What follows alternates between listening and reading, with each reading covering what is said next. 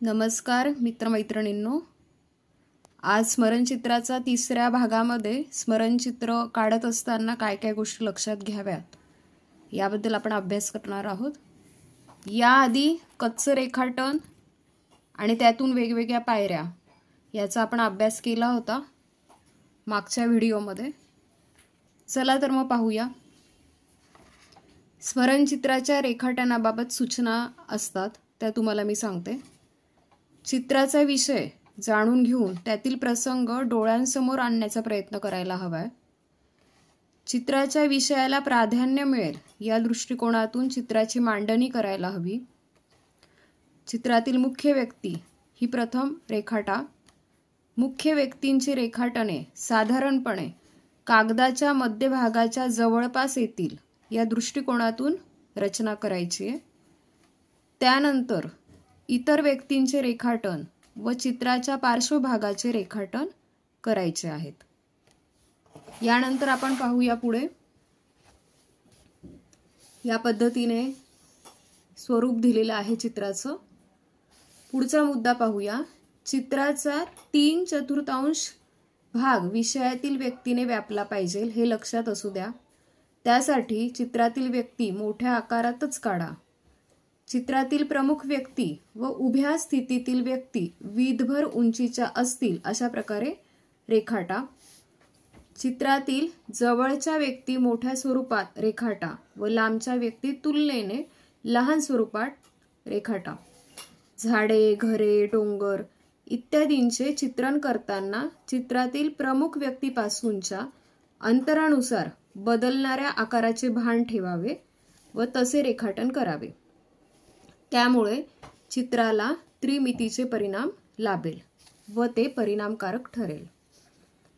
चित्रातील व्यक्ती खालील बाजूस डाव्या अथवा उजव्या बाजूस अर्धवट कापलेल्या स्वरूपात शक्यतो काढू नका।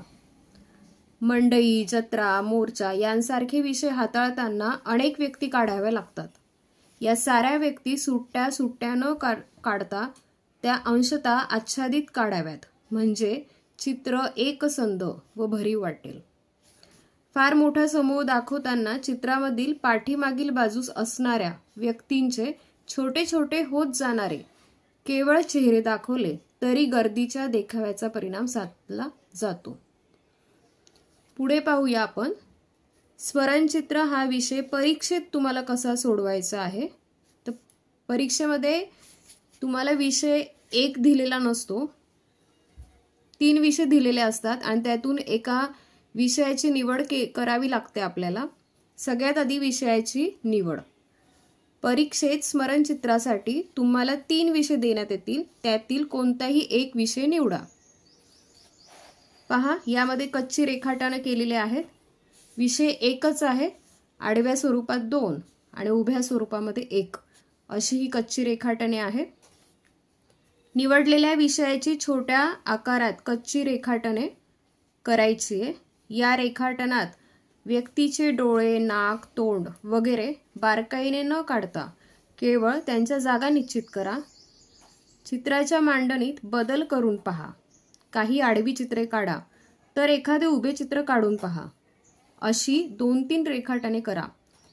यासाठी 5 मिनिटांपेक्षा अधिक वेळ देऊ नका। आता बघा पुढे काय करायचे। समास आखायचा। उत्तरपत्रिकेवर 4ही बाजूंनी पट्टीच्या आधाराशिवाय समास तुम्हाला आखून घ्यायचा आहे। चित्रातील व्यक्तींची जागा निश्चित करायची आहे। केलेल्या कच्च्या रेखाटनांमधून योग्य वाटलेले रेखाटन निवडायचे। तिघांपैकी योग्य रेखाटन तुम्हाला जे योग्य वाटतंय ते तुम्हाला निवडायचं आहे। त्या निवडलेल्या चित्रांप्रमाणे उत्तरपत्रिकेवर चित्रातील प्रमुख व्यक्तींच्या जागा निश्चित करा। हे रेखाटन कमीत कमी व योग्य आकारात करा। जरूर वाटल्यास या रचनेतही थोडीफार सुधारणा तुम्ही करू शकतात। इथे आपल्याला अंतिम रेखाटने दिसतात ते बघा। चित्रातील जागा निश्चित करण्यात आली आहे पहिल्या चित्रामध्ये। दुसऱ्या चित्रामध्ये फिक्क रेखाटन केलेलं आहे आणि अंतिम रेखाटन तिसऱ्या चित्रामध्ये आपल्याला दिसून येतंय। फिक्क रेखाटन म्हणजे काय ते पाहूया। तर या निश्चित केलेल्या जागेवर, म्हणजे ही जागा निश्चित केलेली आहे त्या जागेवर व्यक्तींची फिक्की रेखाटने करायची असतात। त्यानंतर चित्राची पार्श्वभूमी काढायची असते। साधारणपणे पार्श्वभूमीमध्ये आपण काय काय अजून दाखवू शकतो यापेक्षा यात ते जास्त प्रमाणात दाखवलेलं आहे, तर या पद्धतीने काम करावं लागतं।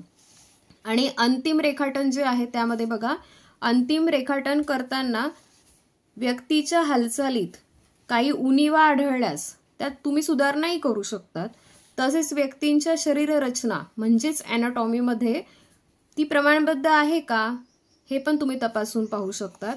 हे सारे खाडाखोड न करता करायला हवे। लक्षात ठेवा की प्रश्नपत्रिकेतही पेन्सिलने व रंगांनी एक शीघ्र चित्र काढा अशी सूचना दिलेली असते, त्यामुळे फार तपशील भरत बसू नका। बाह्य रेषांबद्दल आपण पाहूया।